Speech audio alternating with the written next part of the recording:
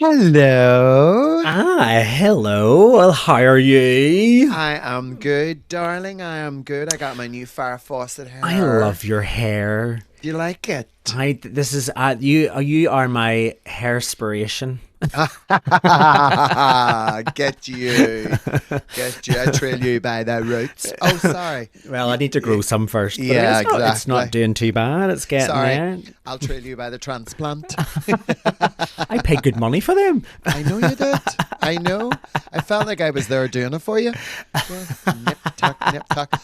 Look, let's. Hello, darlings. Welcome back to the G&T Sips and Giggles, the podcast where the prosecco flows, the shade is light, and the giggles are guaranteed. I'm your hostess with the mostess, Miss Tina Legs Tantrum, drag queen, wedding crasher, and part-time agony aunt.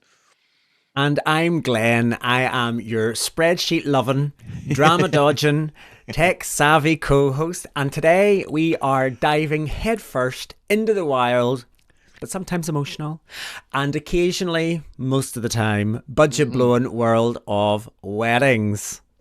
Oh, yes. The dresses, the stress, the in-laws, the fondue sets. We're talking about the cost, the chaos, and everything in between. The fondue sets gig.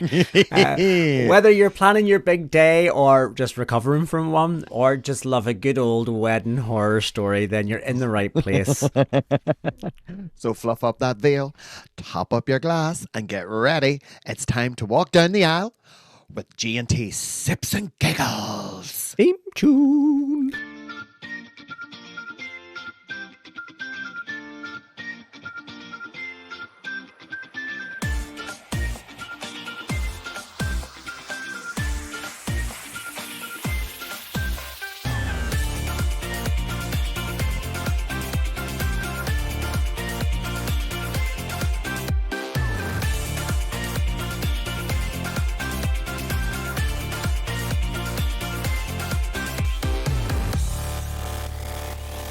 Well, welcome back. So here we are, yet another episode. My goodness, we are getting close to our 50th episode. The big Hawaii, 50, 50.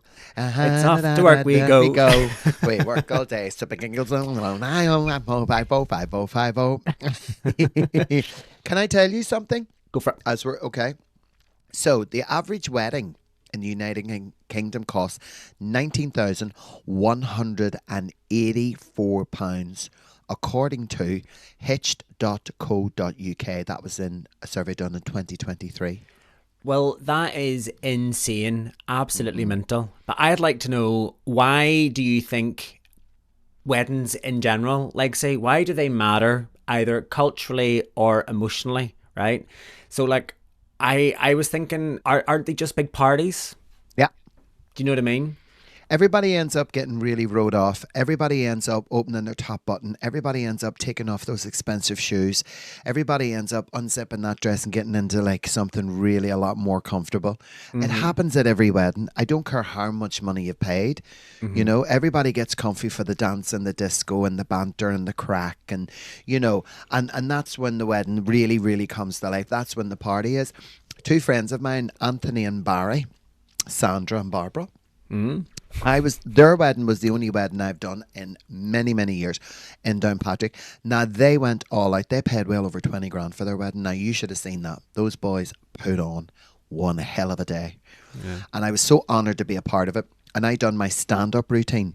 Now, nobody knew I was coming except for the boys. Right. And I came out of a lift and then I walked and everybody was just there and they literally ran to their seats. It was so surreal, and the boys were just killing themselves up. I never spoke. I just stood there with a mic, hand on hip, like the Statue of Liberty, with the microphone in the other hand. Do you ever see that someone done that AI where Statue of Liberty goes, yeah, and she flicks up and she catches it? I just stood there with the microphone, and everybody was like, "Oh my god, oh my god, oh my god!" And they all just sat because I never spoke. It was so intimidating, but it was brilliant. And when I walked away from that wedding, and they had the harpist in the garden, and they had a celloist, and they had like that'll not been cheap, I can tell you that much. No. And I walked away thinking, oh my god, I wonder how much that all cost. Well, I have a good idea. But listen, I Mm, wanted to say, I mean, I know that we joked about weddings just being big parties and things, but they do yeah, have a cultural significance, right? So, yeah, they like, do. they are, as I understand, they are loaded with cultural milestones. So, things like emotional, social, and sometimes even political significance, right? So, like, across Hmm. the world, weddings in most cultures typically symbolize commitment, They do. community, and I guess by definition the beginning of like a new chapter, right? So they often act as a rite of passage or a Mm, public declaration of love and unity. It's just not for couples, but it for their families as well, and I guess hmm. the wider kind of social server, sorry, what the kind of wider social circles. God, why can I never say words like that? That is bonkers. Their Quite like it when families. you can't say it properly. Keep it in. Don't edit it out. You're I only really human, struggle. pal. It's one of those things where, like wider social circles. Wider so wider social circles. It's tough. It is tough. Why Uh, don't uh, we ask our viewers and listeners to repeat 3 times wider social circles oh, and and if you say do that in send it in? do that in their mirror, and I'll appear. Hi, Beetlejuice. Can I just say though, Uh-huh. you were saying there about you turned up at those at that wedding and you come Hmm. out of the lift. I Hmm. honestly, for a split second, was expecting you to tell me that you drove out of a lift in a moped or something like that. I was thinking Oh, like you just. So it was a bit of an anticlimax when you told me you walked. It's like, oh, yeah. for goodness sake. Well, I mean, it was like you wouldn't have been able to get. I was in the handmaid's lift. It was tiny, tiny. You wouldn't have got my mobility scooter in there, love. You wouldn't have got my mobility scooter in there. But some of the things, I mean, obviously, some of the most expensive elements of a wedding, obviously, number one is the venue. Mm-hmm. Then there's the catering. Then Mm-hmm. there's the photography. Mm-hmm. And then there's all the attire. Mm-hmm. Because I listen to Q Radio in the mornings on the way to work, and Andrew, the Southern guy, forgive me for not getting his surname, and they had a discussion about weddings. Mm-hmm. And do you know what he has done? They have cut the photographer because everybody's got mobile phones. Mm-hmm. They have went from don't want a 5 course meal because none of their friends would eat a 5 course meal. 2 courses, bowl of soup, a bit of dinner. A friend's going to DJ for them, Yeah. and you're now his fiance, the lady. Now they were just going to send separate fancy invites by text, Mm-hmm. but she put her foot down because she's a digital Artist. artist. Yeah, Yes. yeah, yeah, yeah. And so she's going to create these lovely invites. They've saved themselves nearly £9,500. Yeah. No, I like Nine so and a half grand. I can relate to all of this. Whenever I married my lovely husband Gary, we went through all of this. We You went did. through all of this. Everything you've just described there is exactly what we thought as well, with maybe the exception of the photographer. The idea we sent, I created a website where people could RSVP. I was able to do that because I Okay. had the skills to do it. So we simply just sent links to the website saying RSVP here. It cost us nothing, like, but in contrast to sending out expensive and fancy calligraphy styled wedding invites and Invites.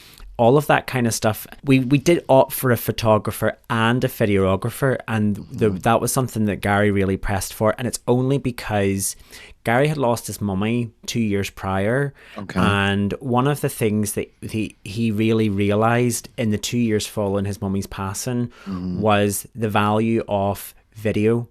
He Video. was able to go back and look at his mummy at weddings and things where she was super happy, and Yeah. and we really liked that idea that Yeah. our family aren't getting any younger, and No. as time goes on, we will start to lose family members, and those Of people course. that were present at our wedding, we will be able to look back at them at a time for us which was a happy memory, that way. So we did invest in that, and it was the same with photographs as well. And I get not everybody will want to do that for the reasons you've just mentioned, but we wanted Yeah. something that was fancy and styled and Of all the course. rest of it, that way. But yeah, no, I can relate to all of that. I DJ'd at my own wedding. I literally, for you. I literally hired the equipment, hired a set of speakers, I plugged my laptop up in the corner. I asked people to send in a list of songs, structured I the was- entire playlist. I I was there. I know you were. I know. But for the benefit of our listeners, they were not.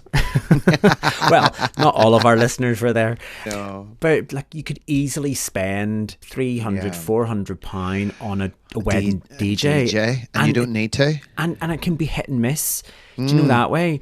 Whereas we kind of knew the music that our party would really like to listen to. Yeah. So I kind of structured it in over a course of the evening, where, you know, say between 9 until 9:30 we played the 70s, 9:30 to 10 we played the 80s, and kind of done it through the decades. And then as it hit midnight, then we flipped over to dance music.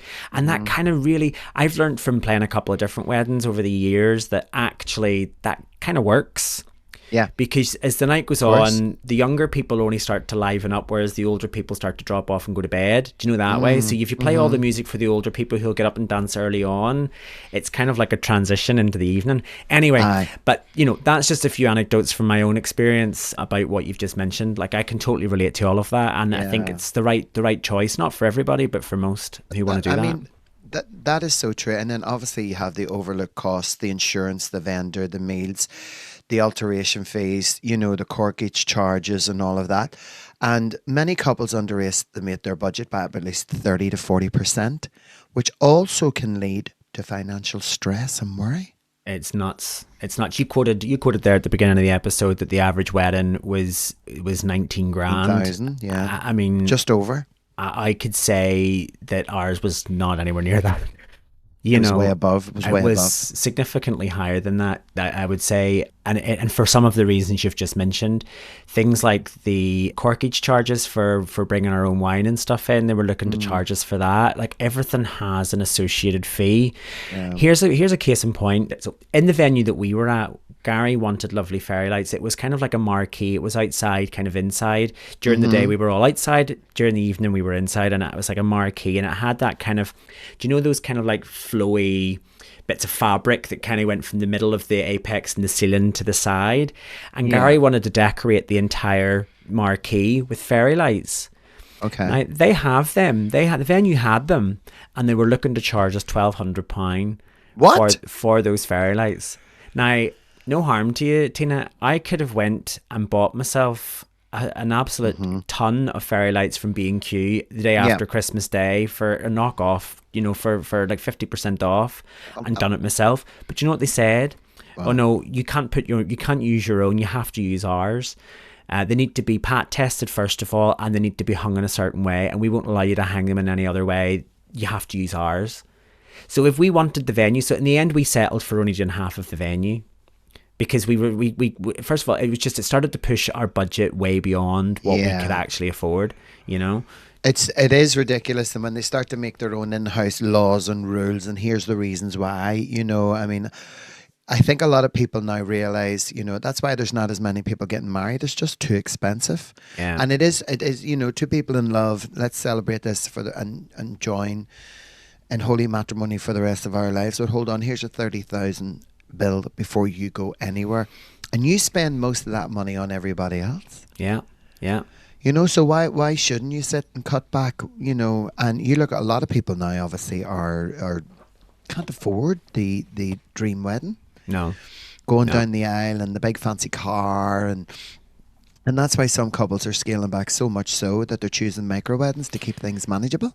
Yeah, I mean, I didn't go to this wedding, but I seen online recently there were a couple of girls from Belfast that had their wedding reception in what looked like a bijou restaurant, you know, that way. And this is exactly it. I'm pretty sure that those girls will have spent a fraction of what most people will have spent. And a lot of the time it is reality. Like, let's just get a bit of a reality check. It is only for one day, and to spend a phenomenal amount of money for one day, even as I say it out loud, like I hear myself, it is bonkers. Do you know that way? But then, as I've said already, it's personal choice, and it's, you know, it's down to this kind of idea of how do you want to celebrate your special day? Yeah, that's so true. And that's kind of how it came down. I mean, see, for me, I I had about 400 spreadsheets. I am not even joking. To keep track of everything, like it was so many tabs, everything from the RSVP to gift trackers to what That everybody doesn't was having. surprise me one bit, I Glenn. know, That I doesn't know. surprise me one bit. You know what I mean? My drag wedding fantasy is champagne on a Lambrini budget. Yeah, That definitely is my drag wedding fantasy. yeah, Is champagne on a yeah. Lambrini budget. Yeah, I got so technical, right? I mean, there's not. I just kind of getting a bit dorky and a Who bit geeky, but you? I God know. no. So we worked out. So whenever we booked our wedding, there was a drinks package available, which would entitle all of our guests, to a certain amount of free drinks and so on. And to be honest, that's all we done. We just get everybody blocked at our wedding, Yeah. and that's why that's such a good time. But when we booked it, there was an old drinks package, and then about halfway through the time from us booking towards us actually having our wedding, the drinks package changed to the point where I actually mapped out on an Excel spreadsheet what was the benefits and the difference and the cost, and we were able to work out what was actually the better offer. Do you know that way? Oh. But to take it one step even more dorkier and even more geekier, you see when we were trying to book our wedding day, our actual date for our wedding, and this is such a nerdy thing, we wanted an outdoor wedding, right? And we knew that we were going to have it in Ballymena, which is where my husband's from. We had ours at the Galgorm Castle, not Galgorm Resort and Spa, but Galgorm Castle, and it was going to be an outdoor ceremony. And for us to have an outdoor ceremony, we would need to try and guarantee the weather. Now, as you know, obviously the weather's not guaranteed in Northern Ireland. So to sort of counter this and to try and maximise, to ensure that we would have the greatest odds of having a dry sunny day, I went back and looked at the last 10 years of weather data for Ballymena and looked for the driest day in the year to get the mean average of whatever date was the driest day of the year. And there were 2 days, and that was the 22nd of June, which is the day we ultimately landed on for our wedding, or the week before, which was the 15th. It worked, didn't it? And it did. We ended up, lots of people sunburnt. Yeah. It worked know? because your wedding photographs were spectacular. Yeah. The videos and all were lovely. And Yeah. the beauty about it was myself and Crystal Dorothy Storr were flying off to Gran Canaria the next day. Yeah. Yeah. So it was a beautiful, beautiful wedding. No, and as I say, it was it was a big wedding. It was. But it was a lovely wedding, and I suppose you get what you pay for. But with you doing your homework, Yeah. with you doing these spreadsheets, you obviously saved quite a lot of money as well. Obviously, if there's anybody out there and they're getting married, would you maybe put some ideas, Glenn, online to say, try this, try this, try this? This is what. Yeah, no, 100%. I mean, sorry for interrupting you. I think that this is one of these things where we wouldn't really have known what we were doing unless we done exactly what you've just suggested, which is look online. There are an absolute ton of resources out there, spreadsheets for planning. You can download lots of the templates for free. I think from memory, Microsoft even provides wedding planning templates as part of their template package. Like Microsoft do that. You don't even need to go and look elsewhere online. You literally open up an Excel document and click on new template, and then it'll give you a list to choose from. Wow. That way. So you don't need to very look too good. far. But they do say though that I think one of the things which, now that we're sort of looking back on it, the stress of actually of planning Must be awful. They say that there's like 2 or 3 things in life that are the most stressful thing in life, and a wedding is considered one of them. The other being bereavement, and then the other being moving or buying a house. Yeah. But we find some of the most common things that we found were the most stressful were decisions. You've got so many decisions to make. Also managing expectations of family and each other as well. Yeah. And then there's just a kind of like, it's like almost like a hidden pressure to make sure that everybody has a good time and that ultimately you perform on the day. Do you know that way? Because everybody's sort of turning up, Yeah, well, obviously then what about stress buffering?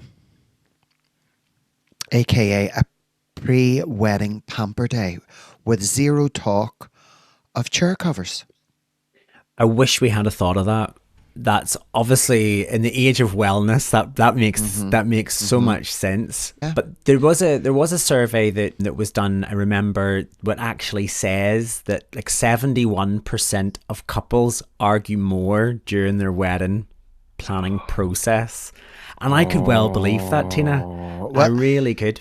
Here's the other thing, hiring a wedding planner, setting boundaries with family and keeping the whole day in perspective.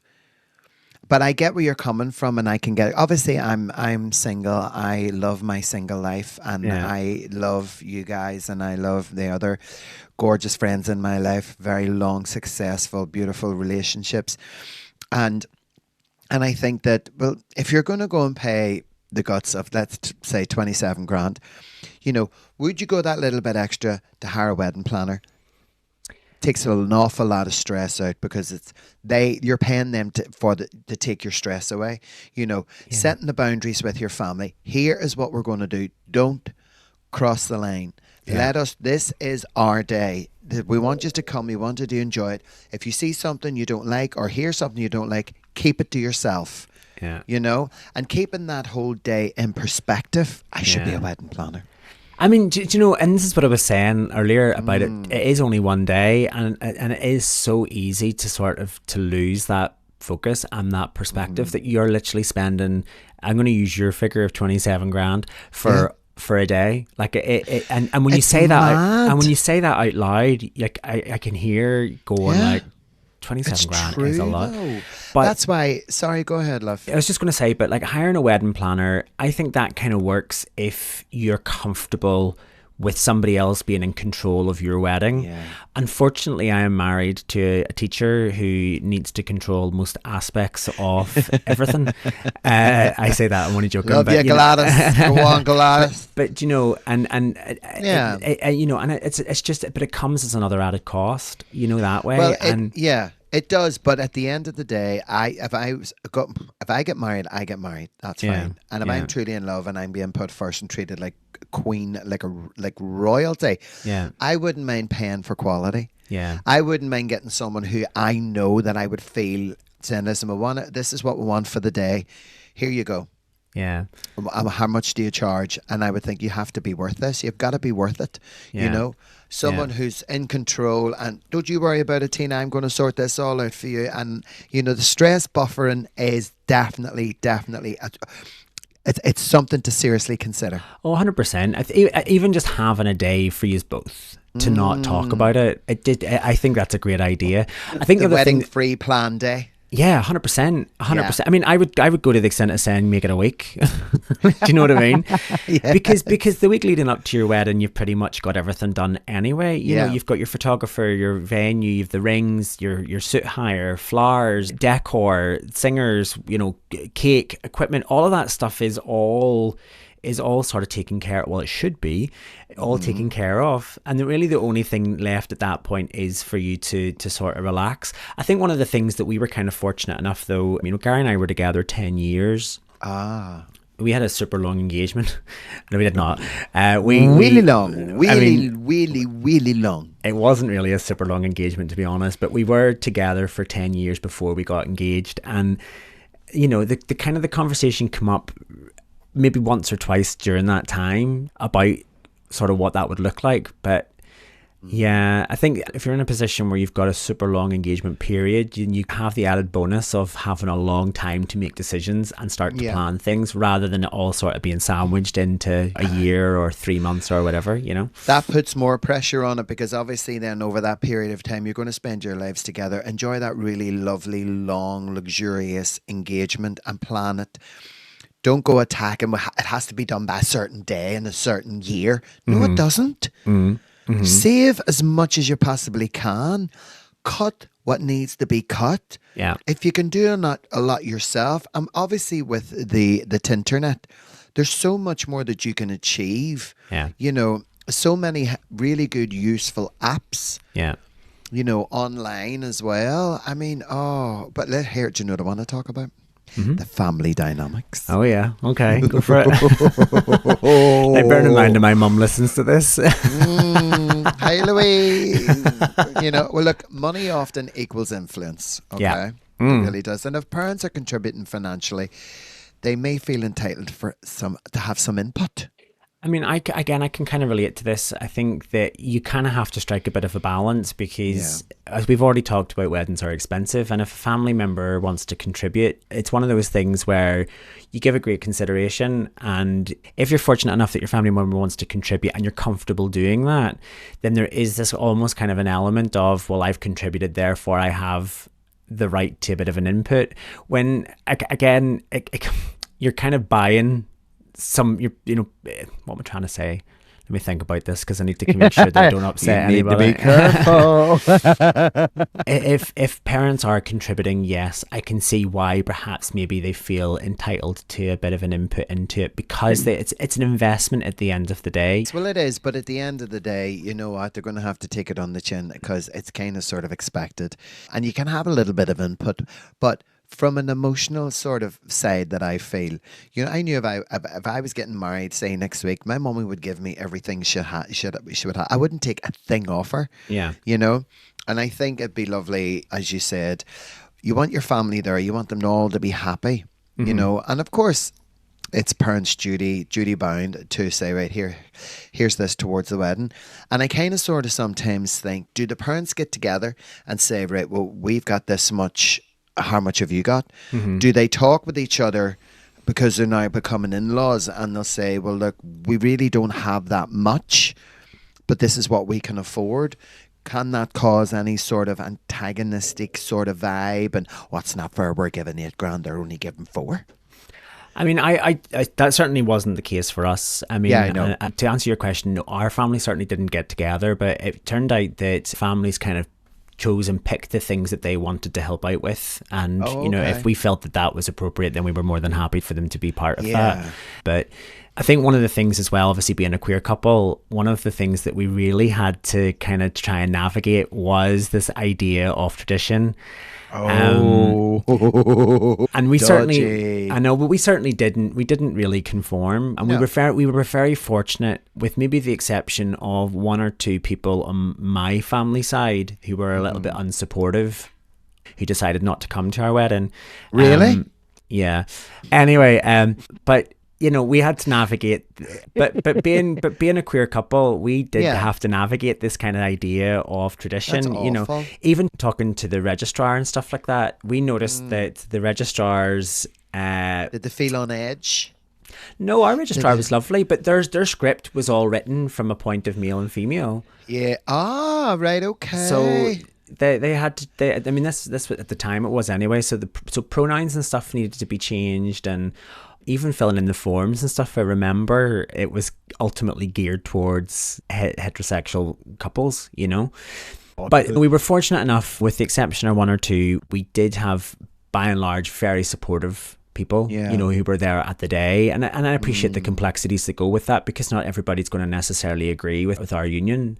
And that's fine. You know, we were quite happy with that. On the day, there were people at our wedding that we felt would be ultra conservative, and they really surprised us. They weren't? They weren't, and they were really supportive. I mean, to the one extent, I remember a member of the family coming up and saying that we've really changed a lot of minds today. And that was really nice to hear that, especially on your wedding day. Wow. No, that's beautiful. That's nice, because how else are they going to know? How else are they going to get involved? How else are they going to change their own mind? Because, you know, just take a day off. Yeah. Take a day off and go to a gay wedding. Yeah. You know, take a day off and go to a gay bar. Yeah. Take a day off and go to a drag show. Don't think that would ever happen, to be fair. Although we did have our pre-wedding party in the shoe factory. Exactly. And I remember we were really surprised about some of the people that said that they were going to come to that. And we had Trudy Scrumptious performing, and you were busy. You were busy. I was probably in Cafe Vaudeville or somewhere like that. We had Trudy Scrumptious performing, and there was a lot of family members came to that event, and we were really surprised. And after that as well, all they talked about was how much of a fabulous night they had, you know, and that was nice. But we did have, just picking back up on the family dynamic thing, but we did have a bit of you kind of have this, especially with it being same sex, there is this idea you need to choose almost between your biological family and choosing roles for family members, right? And who's going to walk down the aisle with you, who's going to give speeches and all those kind of things. But we kind of didn't really, we kind of thought, well, do you know what? This is our wedding. We're not really going to conform to the traditions. They're a little bit outdated for us. They don't really fit our expectation. And we walked down the aisle together. Perfect. When we got married, we skipped down the aisle together after the event, and we had our close friends read out some poems or whatever. Oh, that's nice. The last wedding I was at now, I'm going to a wedding in June. Oh, okay. Right. I'm going to Gretna Green, in London. So I am. And Gretna Green outside Dumfries, you mean? yeah, that's it. That's it. But I, for some strange reason, just took it for granted. I thought it was because Gretna Green sounds very London. Oh no, Gretna Green's just literally outside. It's in Scotland. And I was getting ready to book flights to go to London, and I was like, which airport should I book through? And they were like, Glasgow, Heathrow, and Stansted, and they were like, where for? And I went to go to Gretna Green, and they were like, Tina, Gretna Green's in Scotland. And that was only last year I found that out. But I haven't been to that many weddings because a lot of the weddings I go to, I'm the guest act. Do you know what I mean? And this is why I stopped doing them. Because when you get there and you're on at 5:00, it's 5:45. Can you wait an hour 10 minutes? Yeah. Yeah. They haven't had this yet. They haven't done that yet. They haven't done this yet. They rarely run on time, by the way. Very rarely run on time. Yeah. And that was the only reason I thought, you know what? And I'm good friends with the boys all the way down to Downpatrick. And I literally was outside for 10 minutes. They brought everybody up and then everybody thought it was a disco. And then I walked out. And it was so beautifully put together. Do you know what I mean? But, yeah. And there was a wedding I went to, God, a number of years ago, and I thought that's not going to last. 6 weeks later, okay, it was over. Oh goodness, right? Okay, wow. And it was all for show. Oh wow. It was not on his part; it was on hers. Jeez. And I just knew. I thought, "Oh my word, this is definitely not going to work." It does make you wonder why but like weddings are expensive. They are expensive. So why would you go through with it? Why not just why not just sort of call it a day, the week before or even a couple of days before? Like it's it probably would have saved you a fortune. There's that awful time, when you hear someone has been jilted at the altar. Yeah. But you know what? There's a reason for that. Yeah. It shouldn't really have to go that far. Yeah. Some get jitters, some just aren't ready for that lifetime commitment. So there's obviously another reason or whatever, but don't go through with it. Like, I know. And I remember that I seen it online about the girl who knew that her new husband had been sleeping with her sister. Yeah. And as she went to give the speech after they got married, and she posted a video. Yeah. At the party. Played it on a projector, didn't she? Played it on a projector. Like, and there's her sister and her brand new husband going hammer and tongs. Then she turned and walked out of the venue. That's one way of getting the ultimate revenge, but it's still absolutely it's pretty costly. And although it depends on who paid for it. If he and his family paid for it and she didn't, then obviously it's no skin off her nose. But no skin off her nose. Do you know what I mean? But then obviously, I just think it's a bit sad too. Yeah. It's a bit sad too. So it's unless you're truly madly, deeply in love and you know this is going to last for the rest of your life and you're prepared to work at it. Marriages are difficult at the best of times. They really, really are. I'm just too selfish. I am too beautiful. I am far, far, far too much love for myself. I know, here's darling. Here's another thing that I would like to talk about. Obviously, the average venue hire cost in the United Kingdom is over $7,500. Yeah, I can well believe that. Ours was north of that. Was it? Yeah, ours was about 12. Yeah. And can I tell you, that was 6 years ago. So I would say that it's going to be significant because it goes up by about $1,000, $2,000 every year. And couples often have to face the choice between DIY venues, bare bone spaces like community halls, gardens or barns, where you supply everything from tables to tea towels. And then there's your all-inclusive packages, hotels or dedicated wedding venues that offer catering, decor, furniture, staff, and coordination. Here is what I would do with if I was getting married, right? It would be me and him, and we go to the registry office, and that's it. But there's nothing wrong with that. There's zero wrong with that. And what I would do is I would probably announce it to all my closer circles and friends, and it'd be like, why didn't you tell us? Why didn't you tell us? Why didn't you tell us? And I would say, right, okay, well, so we're going to have a bit of a party, and we're going to get a wee marquee, and I'm going to stick it out in the back garden, and we're going to have a wee bit of food, and we're going to have a load of drinks. Yeah. It's the same thing. Yeah. The alcohol is the same strength. It's a hell of a lot cheaper. The toilets, you don't have to queue up for them. There's only going to be the people there who you really spend most of your time talking to, socializing with, working with, that are going to be there. I definitely would do that. And it's not that I'm miserable. Maybe I am, and I don't want to fork out 30 grand to stand there in a gorgeous dress and look at somebody going, stay to her when she come into my wedding. She's serious. Tripping them as you're walking down the aisle. But as you say, those all-inclusive places, they do give you the peace of mind, as you said, but it does limit your personalization. Of course. And these kind of ideas of these DIY venues, as they say, like that, I just couldn't, as much as I think they would be so much cheaper, 100%, you know, there's so much cost saving to be made there. The idea of having to go and dress a venue before your wedding, and some of the time as well, they'll only allow you in the day off your wedding, so you would need to get up at the crack of dawn, go and dress your venue, then go and get all of your hair done or whatever it is you're getting done, and then to go and actually celebrate at that venue. It's just another thing and bear in mind, remember we just said about stresses and things off the actual, like, those are the kind of things like that would add stress, and I don't know if I could cope with that, to be honest. Here's a Tina tip. Oh, Tina's tips. One word. Go for it. Toilets. Oh, okay. Always check the loos. Right, okay. Always. I just think that, you know what, ladies, go to a wedding, you're in a nice place and you're having the best day. Go straight to the toilet. First of all, you need to check how many cubicles there are. Okay. If it's a big wedding, you don't want to queue for too long. You want to get up, you want to go in, you want to do what you got to do. You got to come out, wash your hands and take a seat and carry on drinking and dancing. Yeah. Number 2, when you're going to a wedding, always bring a packet of hankies, because you can't be guaranteed that there's always going to be lady room. Oh, yeah. You know what I mean? Yeah. In that respect. So just check the toilets. Yeah. Well, if you're going to a wedding, just take a wee, I'll be with you in 5 minutes, need to do a quick one, and go in and check the toilets. And if there's plenty of cubicles and they've all got toilet paper and they're all really, really clean and they're all spotless and they smell nice, they must smell nice. Yeah.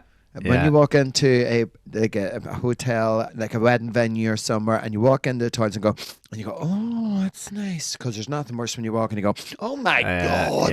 Yeah. Something smells like a portaloo. Like, I totally get it. Yeah, definitely. Totally. But guest lists, let's talk about that, right? Because this to me is often a battlefield of diplomacy, right? Especially whenever you've got limited numbers.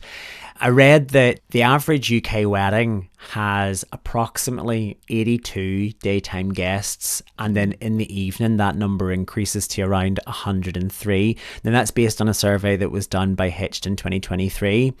But this was challenging. You have to think about who ultimately makes the cut, right? Yeah. So, who are your close friends? Do you invite workmates? What about the estranged family member that you've not spoke to in 15 years, but, do you invite them? And then you have this, what about plus ones? And then the most contentious thing of all weddings. I know what you're going to say. Do you invite the kids? Yeah. Now, our experience, we basically asked our guests not to invite the kids during the day. Yeah. Kids, unless we specifically invited the kids, then we asked that the kids stay at home. But we did invite them to the evening do. So it meant that the ceremony was, there were kids that were there, but the ceremony and all the rest of it was just close family. And then in the evening, the kids could come along. And see, to be honest with you, Tina, a lot of our guests were actually like, I'm bringing the kids. I'm out for a great day. That way they were like, they were looking a bit of a party, And it But- was actually, I think that's a hidden plus Yeah. when it's a child-free wedding. Yeah. Honestly, have you ever been to a dry wedding? I've never. No. And I don't really know. I don't really know if that is that really a thing. It is. Is that really a thing? Wow. A nurse I used to work with in the Royal Victoria Hospital and Fracture Clinic, she had a dry wedding. Wow. No one was allowed alcohol. Oh, And it was very interesting I'm sure it was. because a couple of the other girlies went and come in the next day and had faces on them like Lurgan Spades. So they did, you know what I mean? Everything just felt so fake. Yeah. You know, there was no real emotion, there was no Yahoo, and there was no real clapping. Everybody's kind Yeah. of watching themselves, and they were all, "Hello, did you have a nice time today?" Yes. Yeah, There was yeah. none. There was, oh God. Like a You WI know. event, was it? Oh God, it really was. But one of the things that we never really done was our honeymoon. The average spend on a honeymoon, according to ABDA, is people will tend to spend around $4,500 on a honeymoon. We never done our honeymoon. When we got married in 2019, we had already booked our holiday for that year, because as when we book cruises, we book them so far in advance, but we had booked to go away with my family. So our first holiday as a married couple was effectively a family moon. But we had booked to then go on our honeymoon the year after, which was to Japan, and we were going to do a cruise all around Japan. But of course, in COVID June happened. 2020, COVID had happened, and sure enough, we didn't get to go. But popular destinations other honeymooners like to go on: Italy, Bali, Greek islands, and the Maldives. You know that way. Do you know some couples actually delay their honeymoon for financial reasons Well or believe either it. work commitments? Could well believe And it. also, there are such things as mini moons are becoming way more common. Short UK breaks followed by a bigger trip later, when all of the big finance is out of the way. You know, when we do our shows and we get people up on stage and Yeah. there's parties and they're having fun and, "Were you going on honeymoon?" And they'll say, "We're not going on honeymoon." I hear that a lot more now than I ever did 4 or 5 years ago, because it's just people don't have the money. They want to celebrate a wedding, want to have a good time. But it goes back to the original point. They will have spent every last penny on Yeah. making sure that their wedding is the most amazing day for them, and it literally has left them with nothing to show after it. Like, I could totally relate to that. The idea of a mini moon, I like that. I think that's actually a pretty good idea, to be Isn't honest. it? And I like that. I like the name of that, a wee mini moon. Do you know what I mean? Yeah, So yeah. I mean, obviously, it's like, is there a honeymoon alternative? I mean, there could be. I mean, like I said already, we done our first holiday as a married couple with our friends and family. But I've heard this sort of expression of a solo moon. I don't know if you've ever heard of this. And this is for like introverted couples who go on holiday separately. This is sort of a weird, bizarre kind of thing where after they get married, rather than going on holiday together, they go away on holiday separately. But that's the only other alternative that I could really think of, to be Well, honest. a friend of mine booked to go to Centre Parks and called it a nature retreat, and it rained the whole time. But sure, apparently they had a blast. Love it. Centre Parks is a nature retreat. That's a gag. But I think one of the things that I wanted to talk about was gifts, because this is a bit of a minefield. Obviously, modern kind of etiquette around gifting has kind of shifted over the years. Like, I know that when you got married in the 70s and the 80s, it was where you registered, because the idea was that everybody would buy you stuff that you would need to start your new life together as a married couple, often in a new home. So they would buy you things like toasters or fondue sets or whatever, a sandwich maker, toaster, Oh, kind yes, of like a sort of toasty thing. machine. Like yes, a wee yes, toasty yes, machine. Yeah, remember. Yeah, the Used to love Breville. that. The Oh, I used to Breville's love that. So did I. Used to love it. So Used to did love I. it. But I think the kind of idea of a wedding list has definitely fallen out of favour. I know that for us, we had sort of just said, look, give us the cash. We had just bought a new house. We knew that we were wanting to do things with the house. And it's like, rather than putting down on a wedding list, can you buy us 10 litres of UPVC emulsion? Could you give us, those are the kind of things you're not wanting to register at B&Q, that way. So No, exactly. And I think if people are offering and get the thing you need most, and if it's not, I think people would be afraid to ask for money. Yeah. It's probably the most important gift that you could accept because it's what you need Yeah. after spending all of that money. And as I suppose some guests feel awkward about giving money, 100%. you know? And as I say, others prefer it. Yeah, You know, yeah. What was the most awkward kind of sort of strange wedding gift that you's got? So again, I need to be really careful because this will transcend time. This episode, we received a really fancy toaster in the post. Right, there was no card with it. Okay. Still to this day, I don't know who gifted it. That was 6 years ago. Wow. Now, I do have to say, whenever I get it out of the cupboard, I do thank it daily whenever I'm making my pancakes. I'm heating up my pancakes. But it's the ghost of the gift that haunts me, honestly. Like, every time I look at it, I still go, don't know who gave you it, don't know where it came from, but thank you very much. Namaste. Oh, well, you don't need 3 fondue sets, love. Trust me on that one. Oh, is there a story there? Like, tell me. I keep that one for the back burner. So, Okay, yes, okay. an old fondue set. I didn't even know what a fondue set was until I was about 28. Who has fondue sets? Why would you have a fondue set? Like, are you dripping hot cheese over each other or something? Or like, I don't know. I think it's just that whole kind of, I got a fondue set, I think, you know, or I bought someone a fondue set. I think it's that word fondue. Yeah, it's a weird word, isn't it? It's a very, very weird word. But here, a mini game, right? So let's talk about traditions. What do we keep them or do we toss them, right? Right. Okay. So the common traditions are throwing the bouquet. So this is like obviously a way to distract guests from grabbing the bride for luck, right? Keep it or toss it? Keep it. Keep it. Okay. What about wearing white? Now this was popularized by Queen Victoria. Toss it. What about cutting the cake? Now this is typically a symbol of fertility. Keep it. Okay. Let me ask you this. Go. The garter toss, the medieval relic, often considered very outdated now. Okay. I mean, between two men, a garter toss is probably not really that relevant, but I could see, yeah, I mean, I would say probably toss that. Like, I never really understood it, you know? But like, modern couples are sort of ditching and reinterpreting these things. Like, I've heard of people that no longer toss bouquets, and some don't even do a first dance. Do you remember there was like a whole period where everybody was doing those kind of like surprise, these big dance routines the mega mixes, and nobody does that anymore. Like nobody does anything like that. Oh dear. Do they still do joint walks down the aisle or not at all? Again, these are the kind of things where I think it's kind of like you did that. You've done a joint walk down the aisle. We did a joint walk down the aisle. Actually, we walked down the aisle waving at everybody like hello. Like we were coming down the aisle like celebrities, like high fiving people and all, like so random. But it was only because we sort of felt, and you know, the idea here is that because Gary's mum wasn't with us, we felt that any of our parents giving us away wouldn't really have been fair.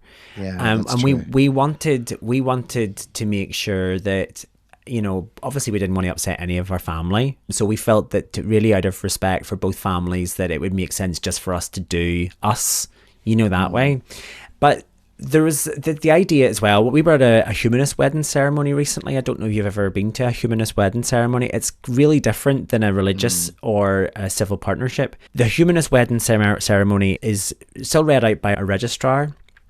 But the idea is that you write your love story for each other. Okay. And the registrar will read out how you met, why you love each other, why you are getting married. And actually it was one of the nicest ceremonies that I had ever been to. It wasn't dragged out. It wasn't talking about how, you know, the wife should honor the man and all of those sort of antiquated things that you tend to get with a religious script. It was really nice. And I think I much prefer a very quick ceremony so we can get on and have a party. Yeah. Absolutely. I was officiated a wedding dressed as a sexy vicar. Are you an ordained vicar?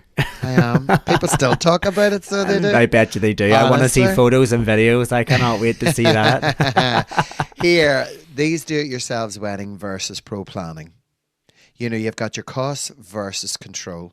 So obviously the DIY can save money and comes with added responsibility. Yeah, yeah.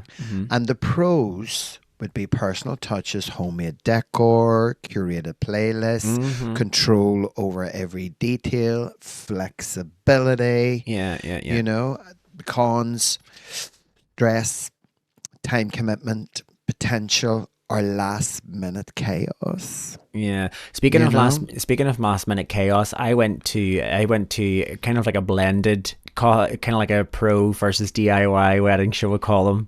It was a mate of mine who tried to make their own centerpieces, all 20 of them the night before, and they were telling me that their glue gun had completely exploded. And their best man ended up being covered in glitter and fake moss. Oh no! Like it wasn't great. Although slap it into them for leaving it the night before to try and make centerpieces. Do you know what I mean? I mean, that's just being ridiculous and really stupid. I mean, listen, I know a couple who printed their own invites but didn't check the spelling, and reception was spelled receptionun on 80 cards, and no one told them for months. They just went along with it. Yes. That would be an absolute nightmare. An absolute nightmare.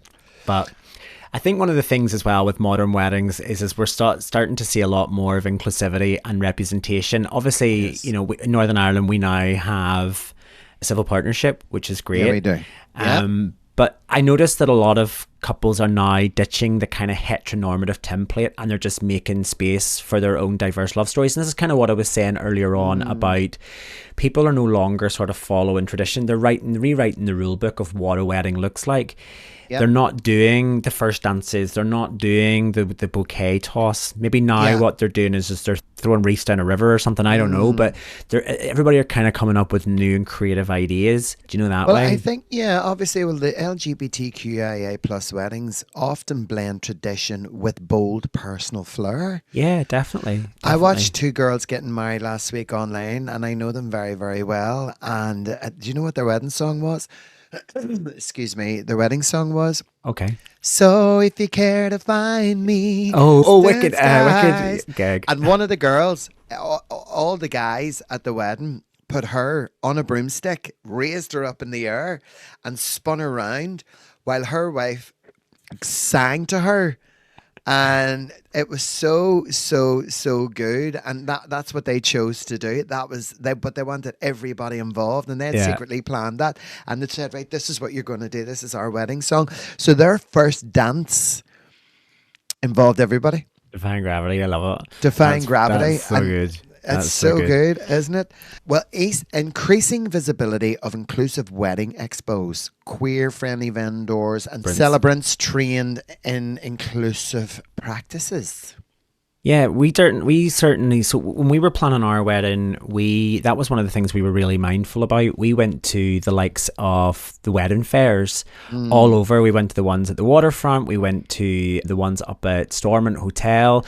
We went everywhere, and we kept bumping into the same kind of vendors at most of these things. But one of the things that we were particularly aware of was how there at the time, and again, this is 2019, there were very few people who had actually done same-sex weddings or civil partnerships. And that was one of the things which I felt was really overlooked.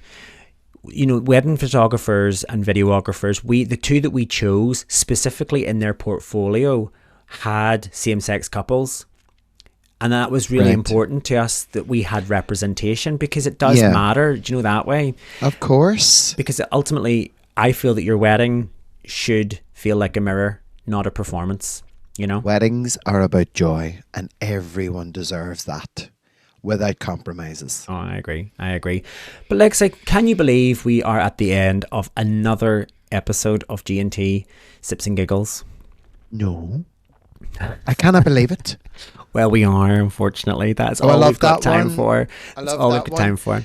You know what? You know, sometimes people sit and they go, oh, it's not for me. You'll never see me get married. I'm going to stay single. I'm going to stay single. What do you say? I'm probably going to meet Prince Charming, and you're going to have to come to my really cheap wedding.